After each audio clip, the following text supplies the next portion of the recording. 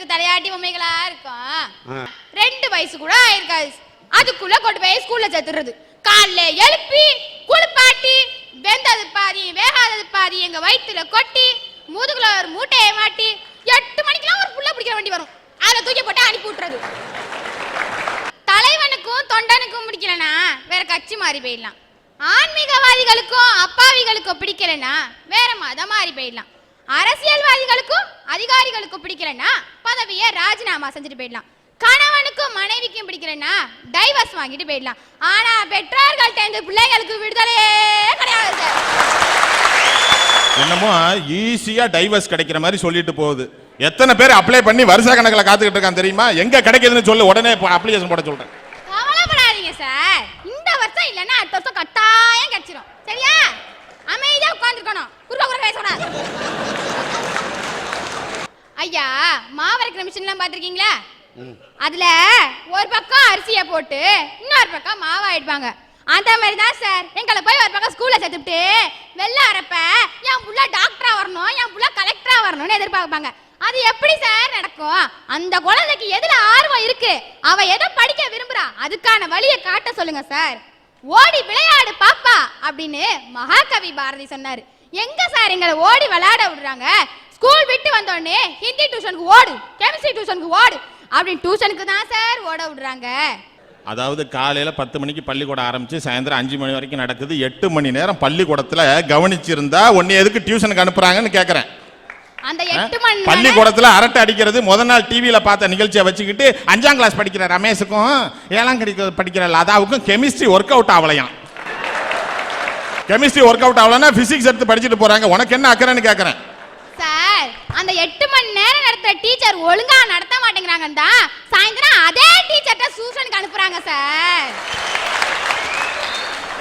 கனவு காணுங்க கனவு காணுங்க அப்படின்னு அப்துல் கலாம் ஐயா சொன்னாரு. எங்க எங்களை கனவு காண விடுறாங்க, அதுலயும் இவங்க அதிகம் தான் அதிகமா இருக்கு. இது பரவாயில்லைங்க, என் கனவை கொஞ்சம் கேளுங்க. கனவுல சினிமா நடிகை வருமான்னு கனவு கண்டேன். அதுக்காக தூங்குறதுக்கு முன்னாடி மேக்கப்லாம் போட்டுக்கிட்டு தூங்க போனேன். அப்பயே என் பொண்டாட்டி என் மூஞ்சில ஒரு குத்து விட்டா. இருந்தாலும் சினிமா நடிகை கனவுல வரும்னு ஒரு நம்பிக்கையோட தூங்க போனேன். நான் நினைச்ச மாதிரியே சினிமா நடிகை கனவுல வந்தது. சினிமா நடிகை பறவை முனியம்மா வந்தது. அண்ணே இங்கனே உன் மவரக்கடைக்கு கல்யாணம் ஆனதே பெருசு, இதுல பறவை முனியம்மா வந்தாங்க பெருமை பட்டுக்க, கொல்லக்குடி கற்பாய் வரலன்னு நினைச்சுக்க. உட்காரு சார். இந்த மாதிரி சின்ன சின்ன விஷயங்களுக்கெல்லாம் பெற்றோர்கள் தான் சார் முடிவெடுக்கிறாங்க. இதனால சுயமா சிந்திக்க முடியாத தலையாட்டி பொம்மலா எங்களை மாத்தி ஆட்டு ஆட்டுன்னு ஆட்டி படைக்கிறாங்க சார். ஐயா, நீங்க உங்க அம்மாவை எப்படி கூப்பிடுவீங்க? அம்மான்னு கூப்பிடுவேன். நாங்க எங்க அம்மாவை அம்மான்னு அழகு தமிழ்ல கூப்பிடவே முடியாது, மம்மி டாடின்னு தான் கூப்பிடணும். ஏன்னு கேட்டா அந்த மம்மி டாடின்னு கூப்பிடணுன்ற மம்மிட்ட போய் காலில் தூக்கி போடு அம்மி உளுந்தோன்னு கத்துவியா, மம்மி அம்மான்னு கத்துவ. அதான் தாய்மொழி, தமிழ் மொழி. ஆனா அப்படி கூப்பிட முடியாது, மம்மி டாடின்னு தான் கூப்பிடணும், இல்ல உதவிலும். ஐயா, வீட்டுக்கு யாராவது விருந்தாடிங்க வந்துட்டாங்கன்னு வச்சுக்கோங்க, படுத்தி வச்சிருவாங்க. அந்த அங்கிளுக்கு ஒரு இங்கிலீஷ் ரைம்ஸ் சொல்லு, அந்த ஆன்ட்டிக்கு ஒரு ஹிந்தி ரைம்ஸ் சொல்லு, ஏன் ஒரு திருக்குறள் சொல்லு, ஒரு கொண்டை வேந்தன் சொல்லு அப்படின்னா சொல்லவே மாட்டாங்க. பிள்ளைங்கனாலே தலையாட்டி பொம்மை தான் சார். அதுல பொம்பளை பிள்ளைங்க நான் பிறந்துட்டோம் படுத்தி வச்சிருவாங்க. அங்க நிக்காத இங்க நிக்காத, அவனோட அங்க என்ன பேச்சு? ஸ்கூல் விட்டு 5 நிமிஷம் லேட் ஆச்சு, அவ்வளவுதான். அங்க எவனோட பேசிக்கிட்டு இருந்தேன், எவள்கிட்ட பேசிக்கிட்டு இருந்தேன் அப்படின்னு கொஸ்டின் கேட்டே நம்மளை கொண்டுடுவாங்க. இவ்வளவுலாம் கொஸ்டின் கேட்டே பொண்ணுங்க டிக்கெட் வாங்க அப்படியே புறப்பட்டுருது. என்ன பண்ண முடியும்? இப்படிதான் சார். ஒரு நாள் எங்க அப்பா எங்க அம்மாவுக்கு ஒரு புக் வாங்கி கொடுத்தாங்க. சரி, ஏன் புக்கு வெட்டியாதான் கிடந்துச்சு, ஏன் அந்த புக்கை எடுத்து படிப்பானேன்னு அந்த புக்கை எடுத்தேன். அந்த புக்கோட தலைப்பு குழந்தைகளை நல்ல விதமாக வளர்ப்பது எப்படி அப்படின்னு போட்டிருந்தாங்க. சரி, இப்ப எடுத்ததை ஏன் வைப்பானே அப்படின்னு அந்த புத்தகத்தை எடுத்து படிச்சேன். அப்பாதான் தெரிஞ்சிச்சு எங்க அப்பாவே எங்க தாத்தா ஒழுங்காவே வளர்க்கலன்னு. உங்களுக்கு திருவிளையாடல் உங்க அப்பா ஒழுங்கா வளர்த்திருக்காருன்னு நினைக்கிறியா? நாங்களும் எங்க அம்மா தான் உலகம்னு நினைக்கிறோம், அவங்க டிவி சீரியல் தான் உலகம்னு அதோட சேர்ந்து அழுகுறது. அதுல மூழ்கி போய் எங்களை கவனிக்கிறதே கிடையாது. எப்ப பாரு நம்மளை பத்தி கம்பேர் பண்ணியே பேசுவாங்க. இப்படிதான் சார் ஃபர்ஸ்ட் மிட்டம் மார்க் வந்துச்சு. நான் எங்க அம்மாட்ட போய் காமிச்சேன், இம்மா மார்க் எல்லாம் வந்துருச்சுமா பாருங்கம்மான்னு சொன்னேன். தமிழ்ல என்ன பண்ணீங்க, கம்மி மார்க் தான் மறைக்கிறதே பெருசு. எங்க அம்மா சொன்னாங்க, என்னது இது பக்கத்து வீட்டுல கிளாஸ் மட்டும் தானே, அது 80 மார்க் வாங்கியிருக்கோம், உனக்கு 80 மார்க் வாங்க தெரியாதா அப்படின்னு சொன்னாங்க. சரி கஷ்டப்பட்டு படிச்சு 80 மார்க் வாங்கி கொண்டு போய் காமிச்சேன். அப்ப நீங்களா இருந்தா என்ன சொல்லிருப்பீங்க? நீங்களா இருந்தா என்ன சொல்லிருப்பீங்க? நல்ல மார்க் வாங்கியிருக்க, ஆனா இன்னும் படிச்சா இன்னும் கொஞ்சம் நல்ல மார்க் வாங்கலாமா அப்படின்னு சொல்லிருப்பீங்க. எங்க அம்மா என்ன தெரியுமா சொன்னாங்க, 8th வகுப்புல 90 மார்க் வாங்கியிருக்கேன், உனக்கு 90 மார்க் வாங்க தெரியாதா அப்படின்னாங்க. 8th வகுப்புல +2ல 200க்கு 90 மார்க் வாங்கியிருக்குன்றதே புரிஞ்சுக்க மாட்டாங்க சார். இன்னொன்னுமா இங்கதான் சொல்ற, அந்த தாய் நீ 90 வாங்கின உடனே 90 வாங்கிட்டேன்னு தட்டி ஏன் கொடுக்கல தெரியுமா? நீ எப்ப 95 வாங்குவ 99 வாங்குவங்கிறதா அந்த தாயோட எண்ணம். விளக்க கூட தூண்டி விட்டாதான் அந்த விளக்கு எரியும். அக்கா நீங்க மார்க்கா கம்பேரிசன் பண்றாங்கன்னு சொல்றீங்களே, என் கிளாஸ்மேட் அசின் சுடிதார் எடுத்திருக்கு, என் கிளாஸ்மேட் கந்தசாமி சுடிதார் எடுத்திருக்கு, என் கிளாஸ்மேட் அனார்கலி சுடிதார் எடுத்திருக்குன்னு அடம் பிடிக்கிறீங்களா உங்க வீட்டுல? அது மட்டும் நியாயமா? உனக்கு எத்தனை வயசுல ஆகுது? 10 வயசுல நீ சுடிதாரை பத்தி பேசக்கூடாது, உட்கார்றா. ஒன்னே ஒன்று மட்டும் எனக்கு தெரிஞ்சு போச்சு, உன்னை கல்யாணம் பண்ணிக்க போறோம் நிச்சயமா உனக்கு தலையாட்டுவான். இந்த மாதிரி சின்ன பிள்ளையில இருந்தே ஒவ்வொரு விஷயத்துக்கும் தலையாட்டி எங்க தலை நிலையாவே நிக்க மாட்டேங்குது. குடும்பத்துல தலையாட்டி வாழ்ந்துகிட்டு இருக்கிற அப்பாவி கணவன் சார். தலை எப்படி ஆட்டுறீங்க? இப்படி ஆட்டி அப்படியே வாழ்ந்துகிட்டு இருக்கேன். ஐயா, ரேஷன் கார்டை கொண்டு கொடுத்தோம்னா சிம் கார்டு கொடுக்குறான். சிம் கார்டை கொண்டு கொடுத்தா எங்கேயாவது ரேஷன் கார்டு கொடுப்பானா? என் குடும்பத்தை பொறுத்த வரைக்கும் நான் வெறும் சிம் கார்டுங்க, என் பொண்டாட்டி தாங்க ரேஷன் கார்டு. ஒரு நிமிஷம், நீ போஸ்ட் கார்டா ரொம்ப சாதாரணமா சொல்லிவிட்டாரு. ரேஷன் கார்டு இருந்தா என்னத்தை வாங்கலாம்? சுகரை வாங்கலாம். ஆனா எங்க சிம் கார்டு இருந்தா ஃபிகரையே கரெக்ட் பண்ணலாம். ஐயா, உன் கலருக்கு கேக்குதா ஃபிகரு?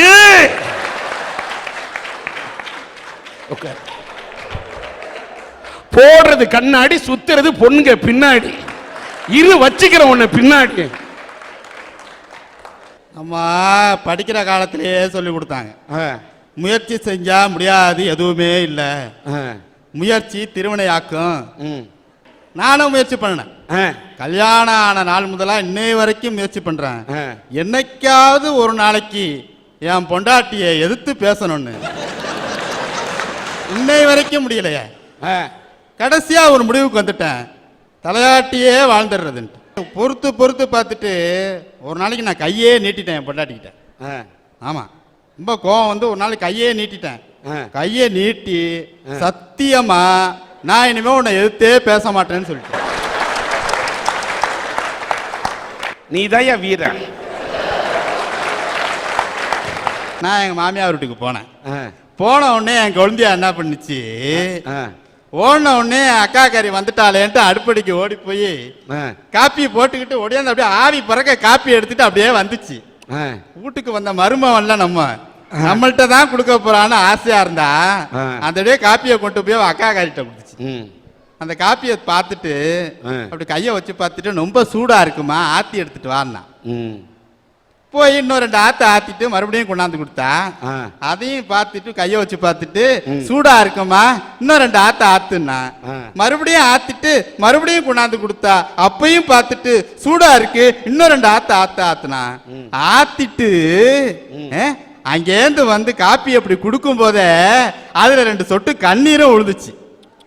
அப்படியே நிமிந்து என் பொண்டாட்டி தங்கச்சிக்காரிய பார்த்துட்டு, ஏமா எதுக்கு அழுவுற, உன்னை அம்மா பேசுனுச்சா இல்ல அப்பா பேசுனுச்சா அப்படின்னா. இல்லக்கா, நம்ம வீட்டுல நீ இருக்கையிலாம் எதா இருந்தாலும் சூடா குடிப்ப, ஆற வச்சு குடிச்சியன்னா நீ கோவப்படுவிய, இப்ப இப்படி குடுக்குறிய, புகுந்த வீட்டுல உன்னை ரொம்ப கொடுமைப்படுத்துறாங்களாக்கான்னா. ஏன் எதை வச்சு கேட்குற அப்படின்னா, இல்லை அங்கே மாமனார் மாமியாருக்கெல்லாம் காப்பி கொடுத்துட்டு, நாத்தனாருக்கெல்லாம் காப்பி கொடுத்துட்டு, எல்லாருக்கும் காப்பி கொடுத்துட்டு கடைசியா நீ குடிக்கிறியா, அதான் இப்படி ஆற வச்சு குடிக்கிறியா அப்படின்னு கேட்டா. எனக்கு பக்குன்னு ஆயிப்போச்சு.